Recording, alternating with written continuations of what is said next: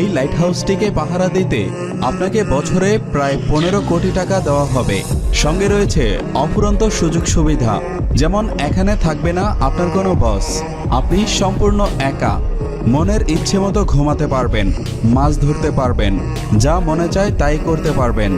আপনার কাজ শুধু একটাই, লক্ষ্য রাখতে হবে এই লাইট হাউসের লাইটটি ঠিকঠাকভাবে জ্বলছে কিনা। যদি লাইটটি কখনো বন্ধ হয়ে যায় তাহলে সাথে সাথে লাইটটি অন করতে হবে, বা কোনো সমস্যা দেখা দিলে সেটি মেরামত করতে হবে। ব্যাস এইটুকুই আপনার কাজ। বাকি সময় আপনার যা ইচ্ছে করতে পারবেন এবং মাসের শেষে কোটি কোটি টাকা গুনতে পারবেন। এত সুযোগ সুবিধা শোনার পর এই চাকরিটা পেতে আপনার ইচ্ছে করছে নিশ্চয়ই।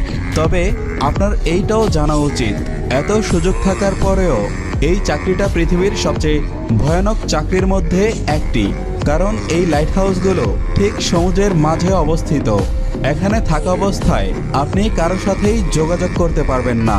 এখানে নেই কোনো ইন্টারনেট সুবিধা, কারণ এখানে কোনো নেটওয়ার্কই নেই। একাকিত্ব আপনাকে সব সময় ঘিরে থাকবে।